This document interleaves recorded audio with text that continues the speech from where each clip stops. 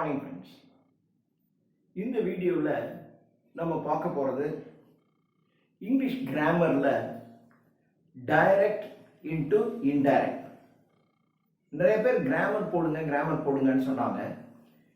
என்னுடைய எக்ஸ்பீரியன்ஸில் direct indirect, active voice, passive voice, simple, complex, compound, இந்த மூணு அல்லது ஈவன் டைரக்ட் இன்டைரக்ட் 90%, அதுக்கப்புறம் ஆக்டிவ் வாய்ஸ், பாசிவ் வாய்ஸ், இந்த ரெண்டும் நல்லா தெரிஞ்சிருந்தாவே, ரொம்ப இதை ஹேண்டில் பண்ணுறதுக்கு நமக்கு தரோவ் நாலேஜ் இருந்தால் நாம் நம்முடைய இங்கிலீஷ் ரைட்டிங்கில் கிராமட்டிக்கல் எரர் வருவது நிறைய குறைஞ்சு போயிடும்.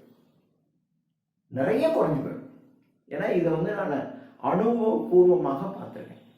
அதுவும் எஸ்பெஷலி நான் டைரக்ட் இன்டைரக்ட் எனக்கு நல்லா தெரிஞ்சதுக்கு அப்புறம் தான் எனக்கு இங்கிலீஷ் எழுதும்போது பார்த்தீங்கன்னா கொஞ்சம் தப்பு இல்லாமல் வரும். இல்லாட்டி தப்பு தான் வந்துட்டு இருந்துச்சு. இந்த ரெண்டு இடத்துல தட் அப்படின்னு வரும். எப்படி தட்டுன்னு ரெண்டு வருது தப்புன்னு நான் நினச்சிட்டு இருந்தேன். ஆனால் டைரக்ட் இன்டைரக்டுக்கு அப்புறம் தான் அது வருது. ரெண்டு இடத்துல தட்டு வரும். எந்த இடத்துல ஹேஸு, ஹேடு யூஸ் பண்ணுறது, டு, நாட் டு யூஸ் பண்ணுறது, இதில் எல்லாம் ஒரு தரோவ் நாலேஜ் வந்தது இந்த டைரக்ட் இன்டைரக்ட் ஸ்பீச்சு நல்லா தெரிஞ்சதுக்கு அப்புறம் தான். அதனால தான் I find it this video is more important and precise. நீங்களும் நிறைய டைரக்ட் இன்டைரக்ட் எக்ஸசைஸ் பண்ணி பார்த்துட்டீங்க அப்படின்னா, முதல்ல ஒரு கிராமரில் நமக்கு ஒரு கமாண்டிங் நாலேஜ் வந்துருச்சு. டைரக்ட் ஸ்பீச்சில் இருக்கிற எதையும் இன்டைரக்ட் ஸ்பீச்சில் மாற்றுறதுக்கும், இன்டைரக்ட் ஸ்பீச்சில் இருக்கிறத டைரக்ட் ஸ்பீச்சுக்கு மாற்றுறதுக்கும் ஒரு தரோவ் நாலேஜ் வந்துடணும் ஃபஸ்ட்டு. ஏன்னா நீங்கள் நிறைய டீச்சர்ஸ் நிறைய இருப்பீங்க. இந்த நாலேஜ் ஆல்ரெடி உங்களுக்கு தெரியும். டைரக்ட் இன்டைரக்ட்டுங்கிறத ஒரு 8th 9th வச்சுருக்கான். இப்போ நம்ம ஒரு 8th 9th இருக்கிறதெல்லாம் இப்போ நம்ம படிக்கணுமா அப்படின்னு இல்லை. அதை பற்றின நாலேஜ் நமக்கு அவசியம் தெரிஞ்சுக்கங்க. இது நம்மளுடைய ரைட்டிங் ஸ்கில், கிராமட்டிக்கல் எரர் இல்லாமல் நாம் எழுதுவதற்கு இது உபயோகரமாக இருக்கும். இப்போ நம்ம இந்த வீடியோக்குள்ள போகலாம். Good morning students. இப்போ இந்த வீடியோவில் நம்ம பார்க்க போகிறது டைரக்ட் இன்டு இன்டைரக்ட் ஸ்பீச். இது 8th இருந்தே இருக்கு. 8th கிராமர்ல, 10th கிராமர்லையும் ஃபர்ஸ்ட் லெசன்லயே டைரக்ட் இன்டைரக்ட் இருக்கு. அந்த அளவுக்கு கொஞ்சம் ரொம்ப முக்கியமானது. இப்போ நம்ம இந்த வீடியோவை நம்ம பார்க்கலாம். Direct into indirect.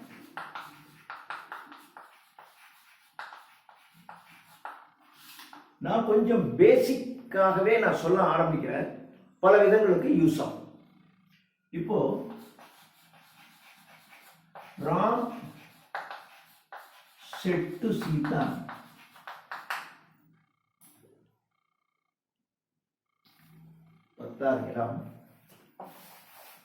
ஒரு நீளமான சென்டென்ஸ் நான் எழுதிக்கிறேன். Ram said to Sita, I give my book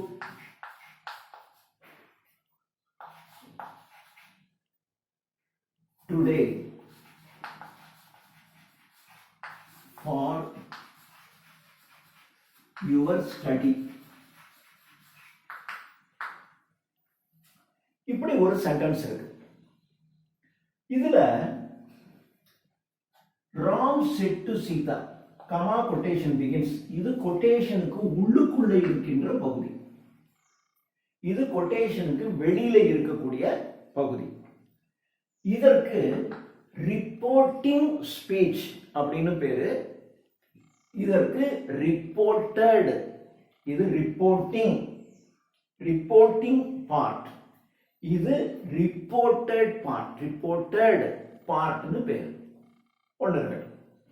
இப்போ இதற்கு 7 ரூல்ஸ் இருக்கு. 7 ரூல்ஸ்னா எதுவும் பெரிய கிராமர் புக்ல எல்லாம் ரூல்ஸ் எல்லாம் எப்படிலாம் ரூல் 1 ரூல் 2 இல்லை. இது நானா ஃப்ரேம் பண்ணிக்கிட்ட ரூல்ஸ்.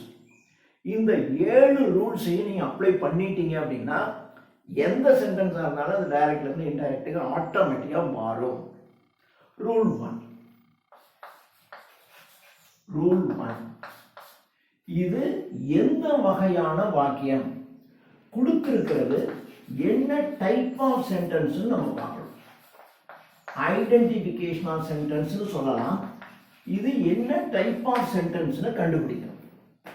மொத்தம் சென்டென்ஸ்ல 4 வகை இருக்கு. ஒன்னு ஸ்டேட்மெண்ட் அல்லது அசர்ட்டிவ் சென்டென்ஸ் சொல்லுவாங்க.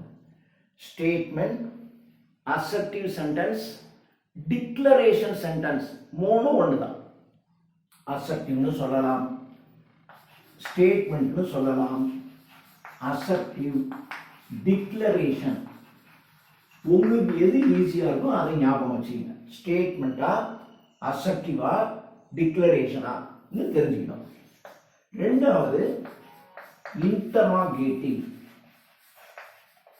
இத ரொம்ப கலோக்கியலா question type sentence, question type அப்படின்னு சொல்லுவாங்க. கேள்வி வாக்கியம் அப்படின்னு தமிழ்ல சொல்றோம். இத சாதாரண வாக்கியம், இத சாதாரண வாக்கியம், சாதாரண வாக்கியம் அப்படி சொல்லலாம் தமிழ்ல. இத கேள்வி வாக்கியம்னு சொல்லுவாங்க. கேள்வி வாக்கியம். மூணாவது imperative sentence. imperative sentence. imperative sentence கட்டளை வாக்கியம் அப்படின்னு சொல்லுவாங்க. கட்டளை வாக்கியம் அப்படி சொல்லலாம். நாலாவது exclamatory sentence. exclamatory sentence. இதை ஆச்சரிய வாக்கியம்.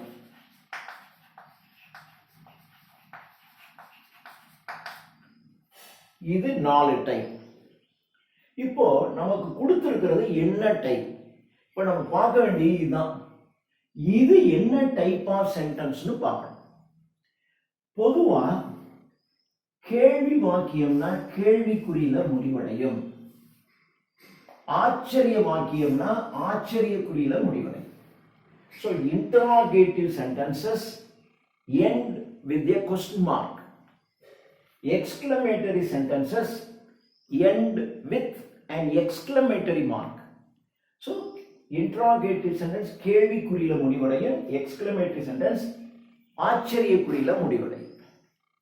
இந்த declaration sentence அல்லது இந்த imperative sentence ரெண்டுமே ஃபுல் ஸ்டாப்ல தான் முடிவடையும்.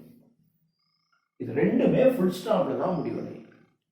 இப்போ இது பாத்தீங்கன்னா ஃபுல் ஸ்டாப்ல முடிவடையுது அப்படின்னா ஒண்ணு இது ஸ்டேட்மெண்டாக இருக்கணும் அல்லது இம்பரேட்டிவ் சென்டென்ஸ், ரெண்டுக்குள்ள தான் இருக்கணும். சரி, இந்த ரெண்டுல எது? ஸ்டேட்மெண்ட்னா நவுன்ல ஆரம்பிச்சு ஃபுல் ஸ்டாப்ல முடிவடையும். இம்பரேட்டிவ் சென்டென்ஸ்னா வெர்ப்ல ஆரம்பிச்சு ஃபுல் ஸ்டாப்ல முடிவடையும். இங்க இது என்ன ஆரம்பிச்சிருக்கு? ஐ. ஐ என்பது ஒரு pronoun. I, we, you, he, she, it இது மாதிரி வந்தா ப்ரோனவுன்.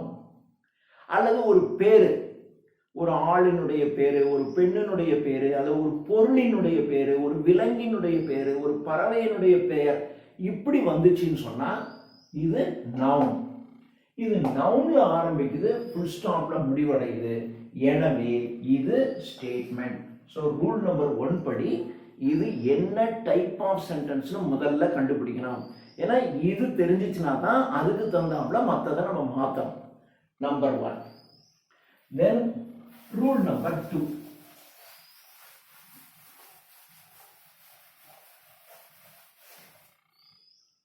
ரூல் 2. இந்த கமா கொட்டேஷனை எடுத்துட்டு என்ன போடுறது? இந்த கமா கொட்டேஷன், ஏன்னா இது தனி, இது தனி. இது ரிப்போர்ட்டிங் பார்ட், இது ரிப்போர்ட்டட் பார்ட். இப்போ இது ரெண்டையும் இணைக்கணும். ரெண்டையும் இணைக்கணும்னா இந்த கமா கொட்டேஷனை எடுத்துட்டு இங்க என்ன போடணும்? ஒண்ணு ஸ்டேட்மெண்டாக இருந்தால் தட் போடணும். ரெண்டாவது இன்டராகேட்டிவாக இருந்தால் இன்டராகேட்டிவ்ல ரெண்டு வகை இருக்கு. ஒன்று கொஸ்டின் வேர்டில் வர்றது, இன்னொன்று வெர்பில் ஆரம்பிக்கிற கேள்வி. கொஸ்டின் வேர்ட் அப்படின்னா WH வேர்டுன்னு சொல்லுவாங்க. W and H words. What, when, where, which, who, whom, whose, how, H'ல ஆரம்பிக்கிறது. How long, how many, how much, how far. இது மாதிரி W and H'ல ஆரம்பிக்கிற questions ஒரு டைப். வெர்பல் ஆரம்பிக்கும். Are you going to school today? Tomorrow? நாளைக்கு நீ பள்ளிக்கூடம் போவியா? கேள்விக்குறி. ஆர் வெர்பல் ஆரம்பிக்குது. Did you meet your parent? Did you meet your principal yesterday? Did verbal ஆரம்பிக்குது. Can you go home? Can verbal ஆரம்பிக்குது. இப்படி வெர்பல் ஆரம்பிக்கிற கேள்வி, கொஸ்டின் வேர்டில் ஆரம்பிக்கிற கேள்வின்னு ரெண்டு இருக்கு. கொஸ்டின் வேர்டில் ஆரம்பிக்கிற கேள்விக்கு கனெக்டிங் வேர்ட் கிடையாது. இது வந்து கனெக்டிங் வேர்ட் அப்படின்னு சொல்லுவோம். கனெக்டிங் வேர்ட் கமா கொட்டேஷனை எடுத்துட்டு இங்கே இதையும் கனெக்ட் பண்ற வேர்ட் என்ன போடணும். ஸ்டேட்மெண்ட்டாக இருந்தால் தட் போடணும். இன்ட்ராகேட்டிவ் சென்டென்ஸ்ல கொஸ்டின் வேர்டில் ஆரம்பிச்சா நோ கனெக்டிங் வேர்ட். வெர்பல் ஆரம்பிச்சா இஃப் அல்லது வெதர். இஃப்பும் போடலாம், வெதரும் போடலாம். மூணாவது எக்ஸ்கிளமேட்டரி சென்டென்ஸ். எக்ஸ்கிளமேட்டரி சென்டென்ஸ்ல டு போடணும். நெகட்டிவ் சென்டென்ஸ் ஆகி இருந்தால் நாட் டு. ஸோ டு வரும். சென்டென்ஸ்ல நெகட்டிவ் சென்டென்ஸ் ஆக இருந்தால் நாட் டு போடணும். டு அல்லது நாட் டு. சாதாரணமா டு. இப்போ டோன்ட் கோ ஹோம், வீட்டுக்கு போகாத. இங்க டோன்ட், டு நாட், நாட் வந்துருச்சு. அப்போ இது நாட் டு அப்படின்னு வரும். அடுத்தது this is imperative sentence. imperative sentenceல டு போடணும். நெகட்டிவாக இருந்தால் நாட் டு போடணும். அடுத்தது எக்ஸ்கிளமேட்டரி சென்டென்ஸ். இதற்கும் தட் தான் போடணும். ஸோ இது ரூல் நம்பர் 2. கனெக்டிங் வேர்ட் என்ன போடுறது. இப்போ இந்த சென்டென்ஸ் பாருங்க. இது கமா கொட்டேஷன் பிகின். இது ஸ்டேட்மெண்ட், சாதாரண வாக்கியம். அப்போ என்ன போடணும்? ஸ்டேட்மெண்ட்டுக்கு தட் போடணும். அப்போ கமா கொட்டேஷனை எடுத்துட்டு தட் போடணும். இது rule number 2. Rule number 3.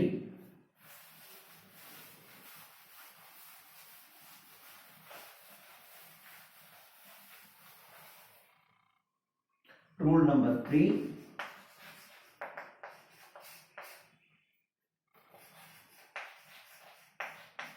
Reporting பார்ட்ல இருக்கிற வெர்ப மாத்தம். இப்போ இதுல say to அப்படின்னு இருந்தா ஸ்டேட்மெண்ட்டை பொறுத்தவரையிலும் tell அப்படின்னு மாத்தணும். says to இருந்தா tells னு மாத்தணும். said to இருந்தா told னு மாத்தணும். இதே இன்டராகேட்டிவ் சென்டென்ஸ் ஆக இருந்தால் say to னு வந்தா ask னு போடணும். says to னு வந்தா asks னு போடணும். said to னு வந்தா asked னு போடணும். மூணாவது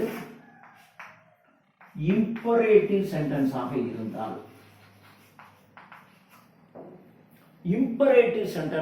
இருந்தால் இடத்துக்கு தகுந்தாற் போல கமாண்ட், ஆர்டர், ரிக்வெஸ்ட் அல்லது ஆஸ்க்ட், இந்த 4ல எதை வேணாலும் போடலாம்.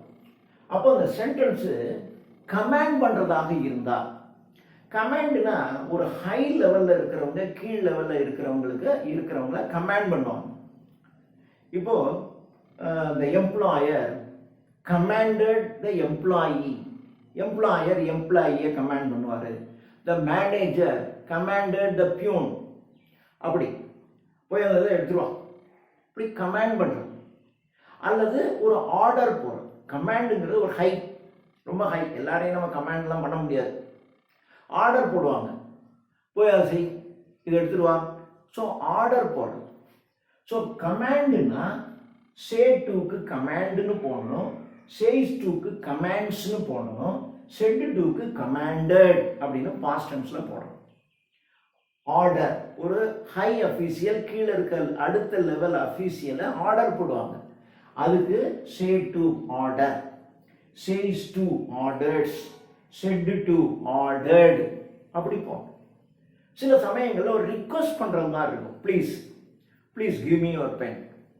அப்போ அந்த மாதிரி ப்ளீஸ்னு வந்துச்சுன்னா ரிக்வஸ்ட், சே டூக்கு ரிக்வஸ்ட், சேஸ் டூக்கு ரிக்வஸ்ட்ஸ், செட் டூக்கு ரிக்வஸ்டட் அப்படின்னு போடணும். இல்லை இது எதுவுமே இல்லை அப்படின்னா ஆஸ்கே போடலாம், தப்பு இல்லை. Ask, say to ask, says to asks, set to asked அப்படின்னு போட்டுக்கலாம். கடைசியா எக்ஸ்க்ளமேட்டரி, எக்ஸ்க்ளமேட்டரிக்கு சே டு அப்படின்னா எக்ஸ்க்ளைம், சேஸ் டு என்பது எக்ஸ்க்ளைம்ஸ், எஸ் சேர்த்துக்கணும். செட் டுக்கு எக்ஸ்க்ளைம்டு. ஸோ இது ரூல் நம்பர் 3. இப்போ ரிப்போர்ட்டிங் ஸ்பீச்சில் செட் டுவை எடுத்துட்டு இது ஸ்டேட்மெண்ட். அப்போ ஸ்டேட்மெண்ட்ல செட் டு எடுத்துட்டு என்ன போடணும், டோல்டு போடணும். அப்போ இது told. So wrong told Sita that. இப்போ ரூல் நம்பர் 3 முடிஞ்சிருச்சு. அடுத்தது rule number 4.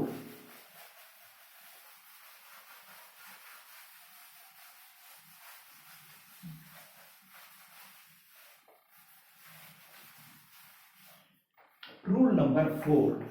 Rule number 4, change in pronoun. Pronounல change பண்றது. Pronounல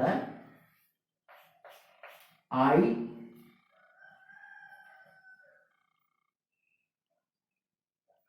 we,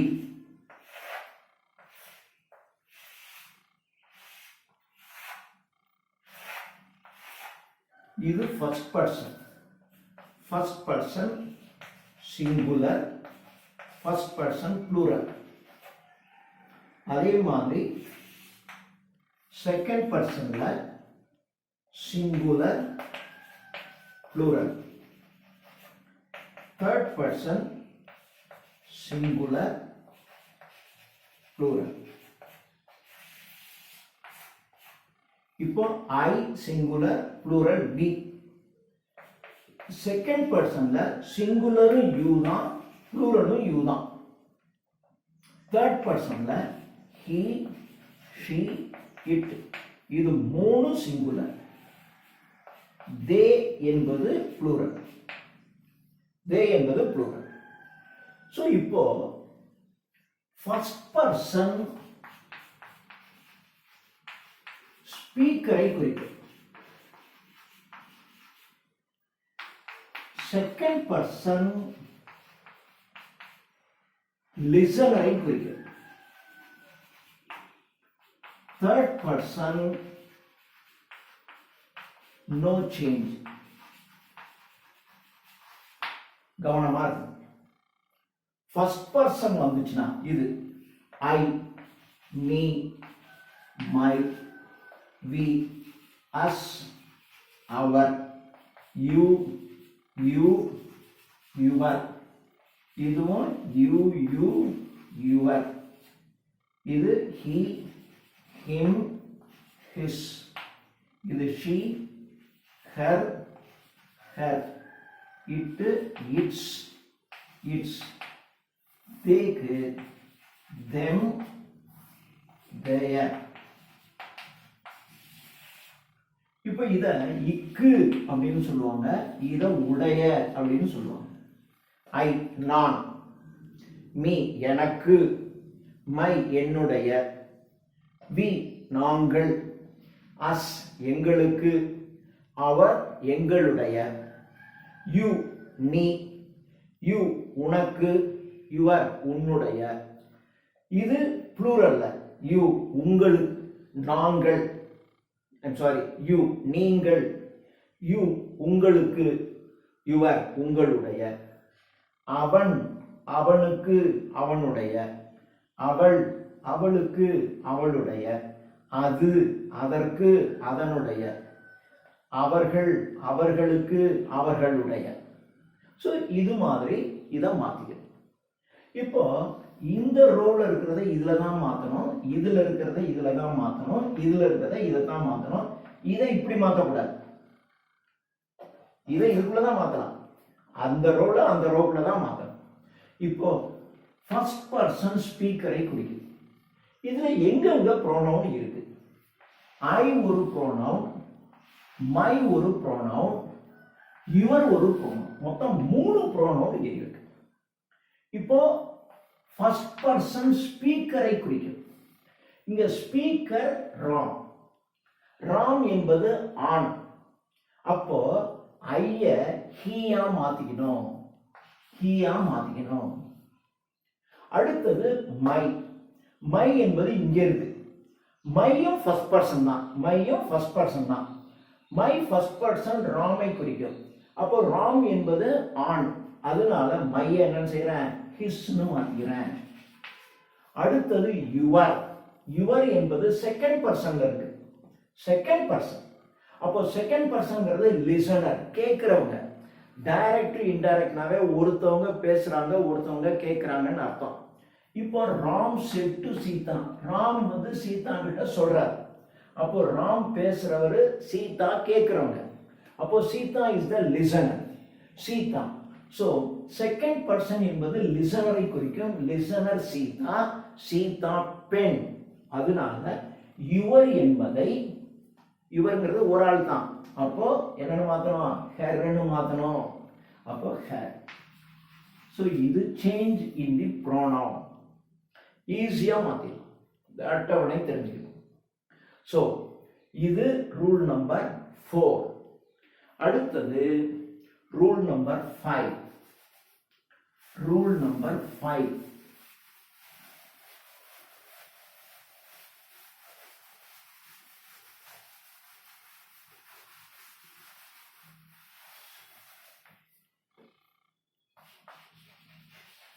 Rule number 5.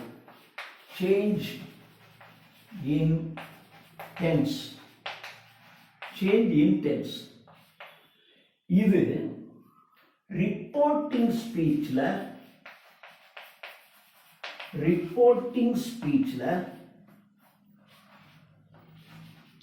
Past tense வந்தால் தான் மாத்தணும்.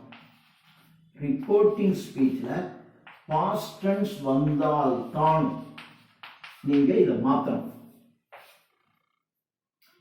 இங்க said to என்பது past tenseல இருக்கு, அப்ப மாத்தணும்.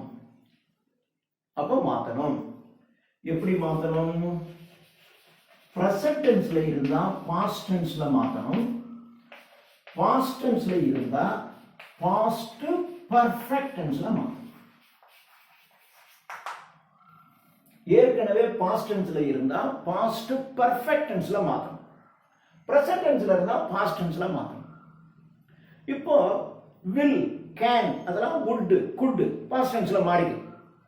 அடுத்தது இப்ப பாருங்க, இதுல giveன்னு ஒரு verb இருக்கு, வேற எங்கேயும் verb இல்ல. give என்பது present tense. present tenseனா என்ன செய்யணும், past tenseல மாத்தணும். அப்போ gave, giveனுடைய past tense gave, இத gaveன்னு மாத்திக்கணும். சப்போஸ் ரெண்டு verb வந்துச்சுன்னா இதுல போடும்போது, ரெண்டு verb V1 V2ன்னு ரெண்டு verb வந்துச்சுன்னா ஒன்னாவது verb மாத்தணும், ரெண்டாவது verb மாற்றக்கூடாது.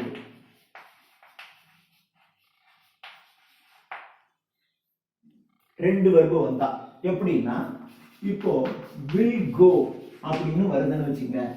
வில்லும் வெர்பு தான், கோவும் வெர்பு தான். வில்ல வுட்னு மாத்தணும்.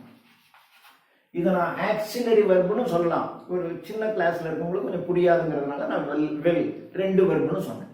ஸோ வில் கோ என்பதை வில்ல வுட்னு மாத்தணும், கோவை மாற்றக்கூடாது. இப்போ கேன் பிளே அப்படின்னு வருதுன்னு வச்சுங்க. அப்போ கேன குட்னு மாத்திடணும். கேன குட்னு மாத்தணும், ஆனா பிளேய மாற்றக்கூடாது. ஸோ இதுல கண்டிஷன் ரெண்டு வெர்பு வந்துச்சுன்னா பிரசன்ட் டென்ஸை பாஸ்ட் டென்ஸா மாத்தணும், பாஸ்ட் டென்ஸை பாஸ்ட் பர்ஃபெக்ட்டுக்கு மாத்தணும். இதுல ரெண்டு வெர்பு வந்துச்சுன்னா வெர்பு ஒன்ன மாத்தணும், வெர்பு ரெண்ட மாற்றக்கூடாது. ஸோ இந்த ரூலுக்கு உட்பட்டு நாம மாத்தணும். இங்க கிவ் ஒரு வெர்பு தான், பிரசன்ட் டென்ஸ்ல இருக்கு, அதனால நான் பாஸ்ட் டென்ஸ்ல மாத்திக்கிட்டேன். சப்போஸ் இங்க சே டு சேஸ் டு அப்படி இருக்குன்னு வச்சுங்க, இதை நான் மாற்ற மாட்டேன். பாஸ்ட் டென்ஸ்ல செட் டு டோல்டு இது மாதிரி பாஸ்ட் டென்ஸ்ல இருந்தா தான் இந்த ரூலே. பாஸ்ட் டென்ஸ்ல இருந்தால் தான் இந்த ரூலே. பாஸ்ட் டென்ஸே இல்லை, இங்க செட் டு பாஸ்ட் டென்ஸே இல்லைன்னு வச்சுங்க, இந்த ரூலை விட்டுட்டு அடுத்த ரூலுக்கு நம்ம போயிடலாம். இது ரூல் நம்பர் 5. அடுத்தது rule number 6.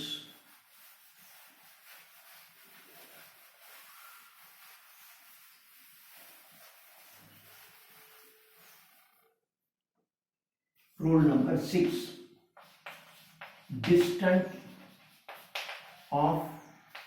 distance of relations. இப்போ now வந்தா then னு போடணும், this னு வந்தா that னு போடணும், these னு வந்தா those னு போடணும், today னு வந்தா that day னு போடணும், yesterday னு வந்தா the day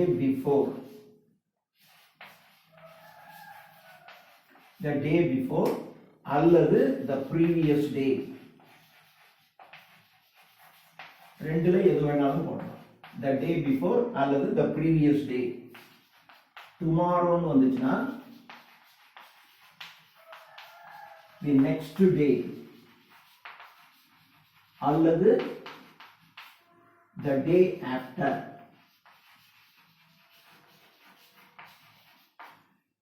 thus னு வந்தா so. இது மாதிரி distance of nearness இந்த வேர்ட்ஸ் ஏதாவது வந்துச்சுன்னா அவைகளை மாத்தணும். இங்க என்ன வந்திருக்கு, டுடேன்னு வந்திருக்கு. அப்போ டுடே நம்ம என்னன்னு மாத்தணும், that dayன்னு மாத்தணும். so that day. ஸோ இப்போ மாறிடுச்சு. இப்போ கமா கொட்டேஷனை எடுத்தோம், அவ்வளோதான். 6 ரூல். இப்போ ஓகேயா? இப்போ answer, Ram told Sita that he gave his book that day for her study. Okay, I write one more sentence.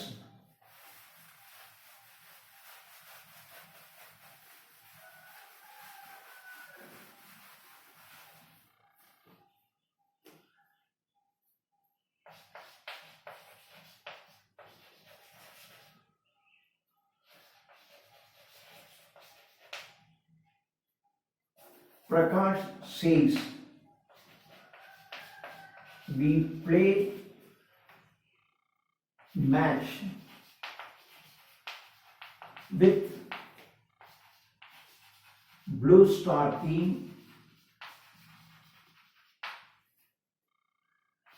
now. இப்போ இதை மாத்தணும். இப்போ இதுல பாத்தீங்கன்னா இது என்ன டைப் ஆஃப் சென்டென்ஸ்னு பார்க்கணும். ரூல் 1, இது வி நவுன்ல ஆரம்பிச்சு ஃபுல் ஸ்டாப்ல முடிவடைஞ்சிருக்கு, first type statement. Rule number 2, comma கொட்டேஷனை எடுத்துட்டு ஸ்டேட்மெண்டாக இருந்தா தட். ரூல் நம்பர் 3, வெளியில சே டு, சேஸ் டு அப்படி இருந்துச்சுன்னா தான் மாற்றணும். இங்கே செட் டு இப்படி இருந்தால் மாற்றலாம். இங்கே வெறும் சேஸ்ன்னு தான் இருக்கு, அப்படியே விட்டுருங்க, மாற்ற வேண்டாம். ரூல் நம்பர் 4, ப்ரோனவுனை மாற்றணும். ப்ரோனவுன் இங்கே வி என்ற ஒரு ப்ரோனவுன் இருக்கு. வி என்பது ப்ளூரல்ல இருக்கு, ஃபர்ஸ்ட் பர்சன். ஃபர்ஸ்ட் பர்சன் ஸ்பீக்கரை குறிக்கும். அப்போ பிரகாஷ் வந்து என்ன சொல்றாருன்னா, நாம வந்து மேட்ச் விளையாட போறோம் அப்படின்னு சொல்றாரு. ஸோ இது வந்து ஆன். இப்போ வி என்பது ஃபர்ஸ்ட் பர்சன் ப்ளூரல். இதை தேர்ட் பர்சன்ல மாத்தினீங்கன்னா தேர்ட் பர்சன் என்னவா இருக்கு, தேன்னு இருக்கு. அப்போ தே. இப்போ விக்கு நேரா தேர்ட் பர்சன்ல பாத்தீங்கன்னா தே. அடுத்தது இப்போ இதுல அந்த ரூல்ல கொஞ்சம் ஞாபகம் வச்சுக்கணும். ஃபர்ஸ்ட் பர்சன் செகண்ட் பர்சன் வந்தா தான் மாத்தணும். ஃபர்ஸ்ட் பர்சன் இந்த ரூல்லையே இதையும் குறிச்சிங்க. ஃபர்ஸ்ட் பர்சன் செகண்ட் பர்சன்ல இருந்தா மாற்ற வேண்டும், தேர்ட் பர்சன் இருந்தா மாற்றக்கூடாது. ஸோ இதை அந்த ரூலோட சேர்த்து எழுதிக்கங்க. இப்போ இங்க வீங்கிறது போல கொடுத்துருக்கும் போதே தேன்னு கொடுத்துருக்கான்னு வச்சுங்க, அதை ஒன்றும் மாற்ற வேண்டாம். ஃபர்ஸ்ட் பர்சன் செகண்ட் பர்சன் இருந்துச்சுன்னா ஃபர்ஸ்ட் பர்சன் பேசுற ஆளை குறிக்கும், செகண்ட் பர்சன் கேட்கிற ஆளை குறிக்கும், தேர்ட் பர்சன் தான் ஒன்றும் செய்ய வேணாம், அப்படியே விட்டுருங்க. இங்க ஃபர்ஸ்ட் பர்சன் இருக்கு ஸ்பீக்கர், இது ப்ளூரல் இருக்கிறதுனால நம்ம ப்ளூரல்ல தான் போடணும், தே போட்டுடும். அடுத்தது ப்ரோனவுன். இங்க என்ன ப்ரோனவுன் இருக்கு, ப்ரோனவுன் எதுவுமே இல்லை, விட்டுருங்க. அடுத்தது வெர்பு. இங்க வெளியில பாஸ்ட் டென்ஸ் இருந்தா தான் உள்ள மாத்தணும். இங்க செட் டுன்னு இருந்துச்சுன்னா மாத்தலாம். இங்க சேஸ்னு பிரசன்ட் டென்ஸ் தான் இருக்கு, அதனால இதை மாத்த கூடாது. அடுத்தது டிஸ்டன்ஸ் ஆஃப் நியர்னஸ்ல இங்க நவ் வந்திருக்கு, நவ் வந்தா தென் போடணும். இப்போ Prakash says that they play match with the Blue Star team then. So this is the answer. அடுத்தது இன்னொரு type.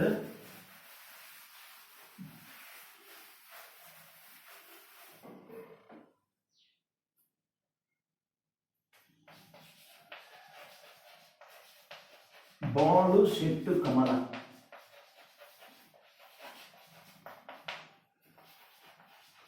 when will you return my book? When will you return my book? இப்படி ஒரு sentence. இது முதல்ல என்ன டைப் ஆஃப் சென்டென்ஸ்னு பார்க்கணும். இது கேள்விக்குறியில முடிவடைஞ்சிருக்கு, அப்போ இன்டராகேட்டிவ் சென்டென்ஸ் 1. ரெண்டாவது கேள்விக்குறியில முடிவடைஞ்சா செட் டுவை எடுத்துட்டு ஆஸ்க்டுன்னு போடணும். Rule number 3. கமா கொட்டேஷனை எடுத்துட்டு இது கொஸ்டின் வேர்டுல ஆரம்பிச்சிருக்கு, அப்போ எந்த கனெக்டிங் வேர்டும் போடக்கூடாது. ரூலை பாருங்க. Rule number 4. ரூல் நம்பர் 4 எப்பொழுதுமே கொஸ்டின் டைப்ல மட்டும் வெர்பு சப்ஜெக்ட்னு இருக்கும். இதை நீங்க கொஞ்சம் இடம் மாத்தி யூ வில்னு வச்சுக்கணும். முதல்ல இடத்தை மாத்தி வில் யூ என்பதை யூ வில், கேன் ஷீ அப்படின்னா ஷீ கேன், அப்படி மாத்திக்கணும். ஃபர்ஸ்ட் மாத்திக்கிட்டு இப்போ யூ என்பது செகண்ட் பர்சன். செகண்ட் பர்சன் யாரை குறிக்கும், லிசனரை குறிக்கும். லிசனர் யாரு, கமலா. கமலா என்பது பெண், அப்போ யூக்கு நேரா பெண்ணை பார்த்தீங்கன்னா she.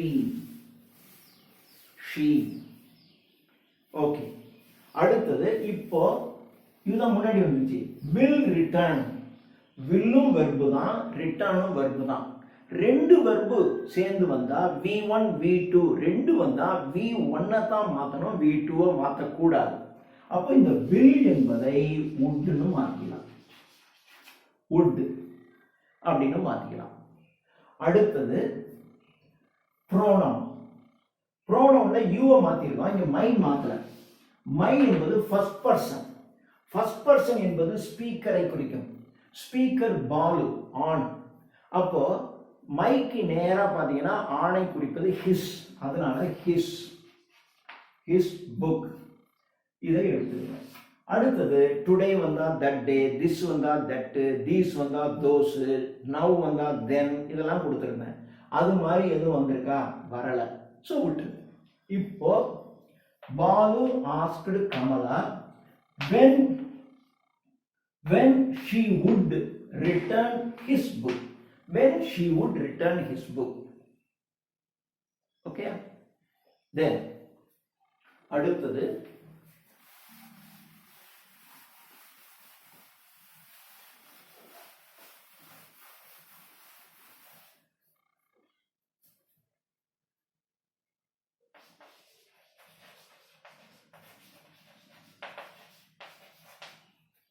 Babu said to Kala,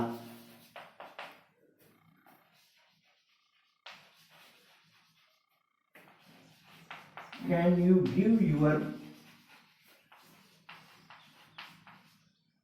book to me today for my study? Today கூட நான் ஒன்றும் என்ன பண்ணல, எல்லாம் ஒன்றுதான், சும்மா உடனே நிறைய மாத்திரம் வேணுங்கிறதுக்காக கொடுத்தேன். ஸோ இது கொஸ்டின் மார்க். இப்போ பாருங்க, இது என்ன type of sentence? Question type. ரெண்டு, வெளியில கொஸ்டின் டைப்ல செட் டு எடுத்துட்டு ஆஸ்க்டுன்னு போடணும், கமா கொட்டேஷன் எடுத்துட்டு இஃப் ஆர் வெதர் இஃப் போடுங்க. அடுத்தது எப்பொழுதுமே சப்ஜெக்ட் முன்னாடி வந்துடும், வெர்பு தான் பின்னாடி இருக்கணும். யூ கேன் அப்படி இருக்கும். ரைட். இப்போ ப்ரோனவுன் சேஞ்ச் இந்த ப்ரோனவுனை மாற்றணும். இங்க ப்ரோனவுன் யூன்னு ஒரு ப்ரோனவுன் இருக்கு, யுவர்னு ஒரு ப்ரோனவுன் இருக்கு, மீன்னு ஒரு ப்ரோனவுன் இருக்கு, மைன்னு ஒரு ப்ரோனவுன். 4 ப்ரோனவுன் இதுக்குள்ள இருக்கு. இப்போ யூ என்பது செகண்ட் பர்சன். செகண்ட் பர்சன் யாரை குறிக்கும்? லிசனர், கேட்கிற ஆளை குறிக்கும். கேட்கிறது கலா, கலா பெண். அப்போ யூக்கு நேர பெண்ணை பார்த்தீங்கன்னா ஷி. யுவர் என்பது செகண்ட் பர்சன், கலாவை குறிக்கும், கலா பெண். அப்போ யுவருக்கு நேரா பார்த்தீங்கன்னா பெண்ணை குறிப்பது ஹர். மீ என்பது ஃபர்ஸ்ட் பர்சன், ஸ்பீக்கரை குறிக்கும், ஸ்பீக்கர் ஆன். அப்போ மீ என்பது ஹிம்மா மாறிடும். இப்போ மீக்கு நேரா ஆணை குறிக்கிறது தேர்ட் பர்சன்ல ஹிம். மை என்பது ஃபர்ஸ்ட் பர்சன், அது ஸ்பீக்கரை குறிக்கும், அப்போ ஹிஸ். ஸோ இவ்வளவு ப்ரோனவுன் 4 ப்ரோனவுன் மாத்தியாச்சு. வேணும்னா நிறைய மாற்றம் இருக்கணுங்கிறது கொடுத்தேன். அடுத்தது வெர்பு. வெர்புல இங்க கேன் கிவ்னு 2 வெர்பு வந்துருச்சு. இந்த கேனை தூக்கி பின்னாடி போடலாம், யூவை தூக்கி முன்னாடி போட்டாலும் ஒண்ணுதான், கேனை தூக்கி பின்னாடி. வெர்புல யூ முன்னாடி இருக்கணும், சப்ஜெக்ட் முன்னாடி இருக்கணும், வெர்பு பின்னாடி இருக்கணும். இப்போ கேன் கிவ்னு 2 இருக்கு. 2 வெர்பு வந்துச்சுன்னா ஒரு வெர்பை தான் மாற்றணும், 2வது வெர்பை மாற்றக்கூடாது. அப்போ கேன் என்பது குட் தான் மாறும், கிவ் மாறாது. அடுத்தது டிஸ்டன்ட் ஆஃப் நியர்னஸ். திஸ் வந்தா தட், தீஸ் வந்தா தோஸ், டுடே வந்தா தட் டே, நவ் வந்தா தென். இப்போ இங்க நவ் வந்துருக்கு, இத தென். ஆல்மோஸ்ட் எல்லாத்தையும் மாத்தியாச்சு. Babu asked Kala if she could give her book to him then for his study. இதை எடுத்து இப்போ இது டைரக்ட்ல இருந்து இன்டைரக்ட் ஸ்பீச்சுக்கு மாறிடுச்சு. இப்போ imperative sentence. Imperative சென்டென்ஸ்ல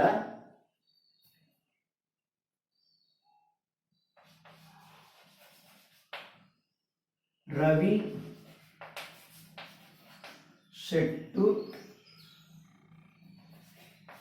Bimala, comma quotation begins,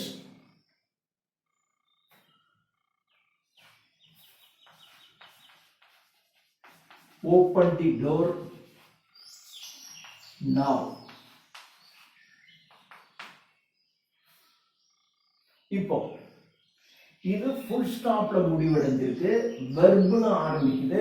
அப்போ இது 3வது டைப் இம்பரேட்டிவ் சென்டென்ஸ். 2வது இம்பரேட்டிவ் சென்டென்ஸ்ல செட் டு எடுத்துட்டு என்ன போடணும்? இது கமாண்டா இருந்தா கமாண்டட்னு போடலாம், ஆர்டராக இருந்தால் ஆர்டர்டுன்னு போடலாம், ப்ளீஸ்னு வந்தால் ரிக்வஸ்டட்னு போடலாம், அல்லது ஆஸ்க்டே போடலாம். இங்கே ரவி செட் டு விமலா என்ன சொல்கிறாங்கன்னா open the door now.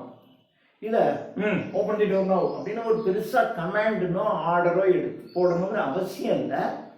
Asked கேட்டுக்கொள்றது, கொஞ்சம் கதவை திறந்து வைங்க, சாதாரணமாக சொல்கிறது. அதனால ஆஸ்க்டே போடலாம். இது வந்து யாருக்கிட்ட பேசுகிறாங்கங்கிறத பார்த்து தான் நீங்கள் கமாண்டடா ஆர்டரா ரிக்வஸ்டடான்னு போடணும். ஓப்பன் தி டோர்னு சொல்கிறோம், கதை திறங்கன்னு சொல்கிறோம். இதை பெருசாக கமாண்ட் பண்ணுறதுக்கும் பெரிய ஆர்டர் போடுறதுக்கும் ஒரு பெரிய வேலை இல்லை.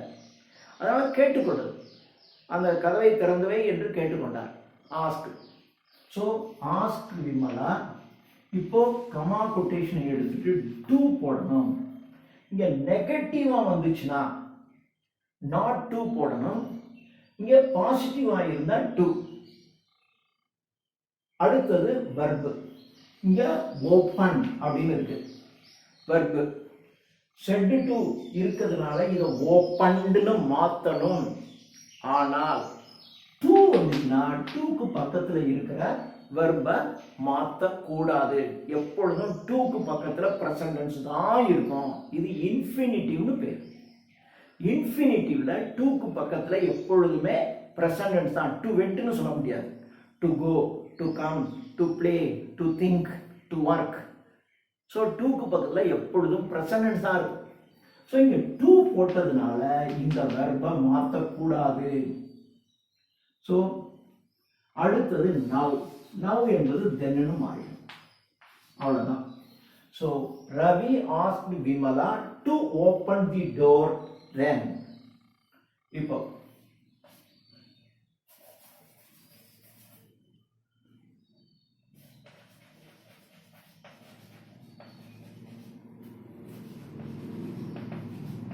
Chandran said to Kala, comma quotation begins, don't say lie. இப்போ இது ஃபுல் ஸ்டாப்ல முடிவடைஞ்சிருக்கு, வெர்ப்ல ஆரம்பிச்சிருக்கு. அதனால இது மூணாவது டைப் இம்பரேட்டிவ் சென்டென்ஸ். இங்க said to, said to எடுத்து என்ன மாத்துறது? இப்போ சந்திரன் கலா கிட்ட என்ன சொல்றாரு? டோன்ட் சே லை, பொய் சொல்லாத அப்படின்னு சொல்றாரு. இது ஒரு கமாண்டோ அல்லது ஆர்டரோ எதுவும் இல்லை. அதனால ஆஸ்க்டே போட்டுக்கலாம். அடுத்தது கமா கொட்டேஷனை எடுத்துட்டு இங்க நெகட்டிவ் வருது. நெகட்டிவ் வந்தா இதை எடுத்துட்டு நாட் டு போடணும். டூ வந்ததுனால பக்கத்தில் இருக்க வெர்பை மாற்றக்கூடாது. அப்போ இது முடிஞ்சு போச்சு. So Chandran asked Kala not to say lie. அடுத்தது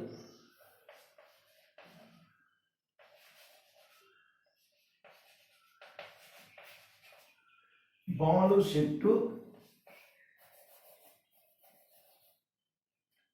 மாலா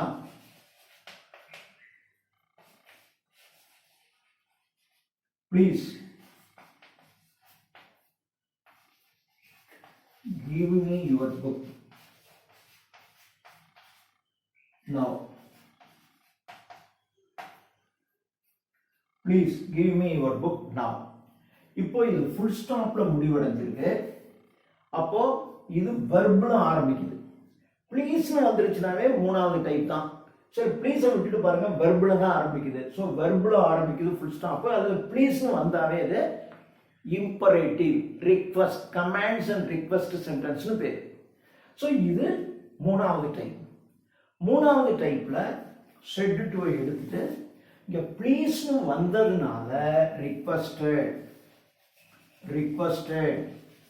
சே டுன்னு வந்தா ரிக்வஸ்ட், சேஸ் டுன்னு வந்திருந்தா ரிக்வஸ்ட்ஸ், செட் டுன்னு வந்தா ரிக்வஸ்டட். அடுத்தது கமா கொட்டேஷனை எடுத்துடணும். கமா கொட்டேஷனை எடுத்துட்டு ப்ளீஸை எடுத்துருங்க. அதுக்கு பதிலாக இங்கே ரிக்வஸ்டட் போட்டாச்சு. கமா கொட்டேஷனை எடுத்துட்டு இங்கே நெகட்டிவ் வரல, அதனால டூ. சப்போஸ் இங்கே மாதிரி நெகட்டிவ் வந்திருந்தா நாட் டூ போடுவோம். இங்க இது கிடையாது. அதனால to give me first person பாலுவை குறிக்கும். பாலு ஆண், அதனால ஹிம். யுவர் என்பது செகண்ட் பர்சன் மாலாவை குறிக்கும். மாலா பெண், அதனால ஹர். புக் நவ் என்பது தென்.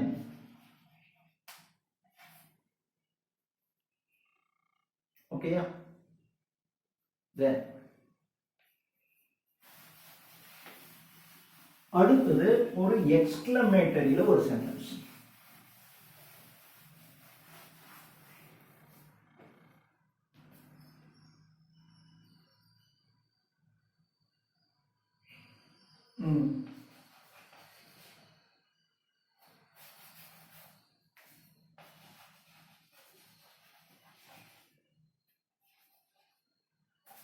Ramesh says,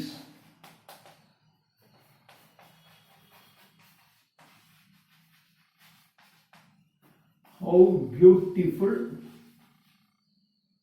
she is.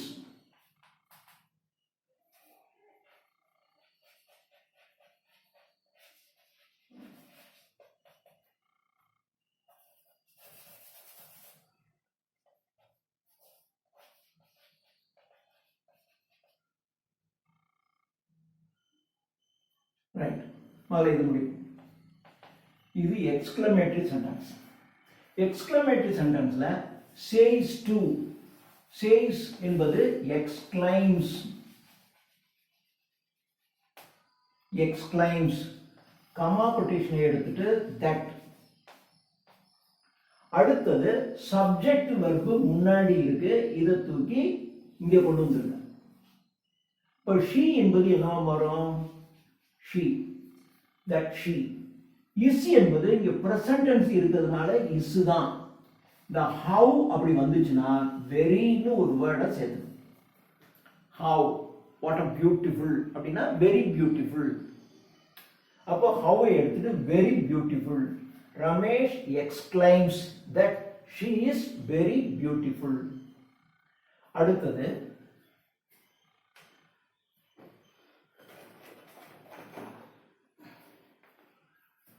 Ramesh said to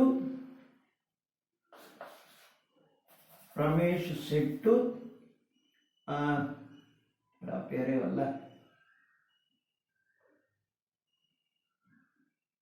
Kamala. Ramesh said to Kamala, how beautiful the Taj Mahal is. How beautiful the Taj Mahal is. Said to என்பது exclaimed. Comma quotation எடுத்துட்டு that. அடுத்தது how என்பதை எடுத்துட்டு very போட்டுக்கணும். Subject வெர்பை முன்னாடி கொண்டு வரணும். கொண்டு வந்துட்டு is என்பது என்னவா மாறிடும்? வாசா மாறிடும். So Ramesh exclaimed Kamala that the Taj Mahal was very beautiful. The Taj Mahal was very beautiful. அதை முன்னாடி கொண்டு வந்து அப்படி மாத்திக்கணும். ஓகேயா?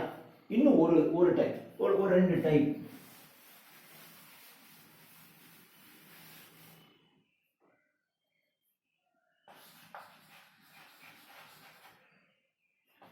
Suresh said to Vani, comma quotation begins, this is my book which I bought in the exhibition.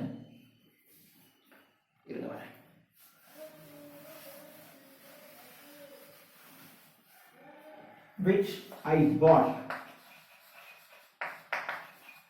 in the exhibition yesterday.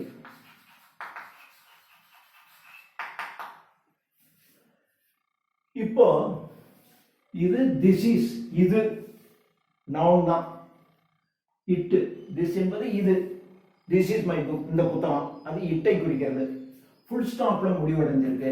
நவுன்ல ஆரம்பிச்சு full ஸ்டாப்ல முடிவடைஞ்சிருக்கு statement. ரெண்டாவது வெளியில. செட் டு என்பது ஸ்டேட்மெண்ட் ஆக இருந்தால் டோல்டு. கமா ஃபுல் ஸ்டாப்பை எடுத்துட்டு தட்டு. அடுத்தது ப்ரோனவுன். ப்ரோனவுன்ல இங்க மைன்னு ஒரு ப்ரோனவுன் இருக்கு, ஐன்னு ஒரு ப்ரோனவுன் இருக்கு, ரெண்டு இருக்கு. மை ஃபர்ஸ்ட் பர்சன் ஸ்பீக்கரை குறிக்கும்.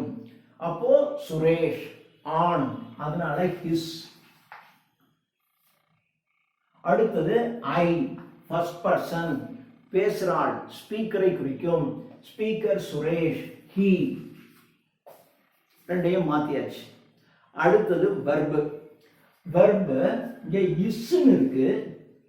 இஸ் என்பது என்னவோ மாறிடும், வாஸ்னு மாறும். இன்னொன்னு பாட்னு இருக்கு. பாட் என்பது பாஸ்ட் டென்ஸ். பிரசன்ட் டென்ஸ்ல இருந்தா பாஸ்ட் டென்ஸ்ல மாத்திடணும், பாஸ்ட் டென்ஸ்ல இருந்தா பாஸ்ட் பர்ஃபெக்ட்ல மாத்தணும். பாஸ்ட் பர்ஃபெக்ட்னா என்ன அர்த்தம்? ஹேட் போட்டு இதனுடைய மூணாவது form. Buy, bought, bought, had bought. So இது ப்ரெசன்ட் டென்ஸ்ல இருக்கிறதுனால வாஸ்னு போட்டேன், இது பாஸ்ட் டென்ஸ்ல இருக்கிறதுனால பாஸ்ட் பர்ஃபெக்ட்ல போட்டுக்கிட்டேன். அடுத்தது டிஸ்டன்ட் ஆஃப் நியர்னஸ். திஸ் வந்தா தட், தீஸ் வந்தா தோஸ், டுடே வந்தா தட் டே, அது மாதிரி. இங்க திஸ் வந்திருக்கு, அதனால தட். அடுத்தது இங்க எஸ்டர்டேன்னு வந்திருக்கு, இதை த டே பிஃபோர்னு மாற்றலாம் அல்லது த ப்ரீவியஸ் டேன்னு மாற்றலாம். ரெண்டுல எப்படி போட்டாலும் ரைட்டு தான். ஸோ நான் த ப்ரீவியஸ் டே அப்படின்னு போடுறேன்.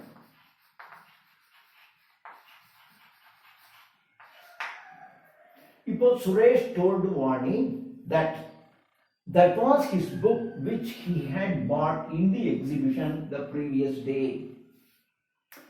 ரெண்டு தட் வரும், அதுக்கு தான் சொன்னேன். நிறைய இடங்கள்ல நம்ம எழுதும்போது ரெண்டு தட்டு வர்றதுக்கு நம்ம குழம்புவோம்.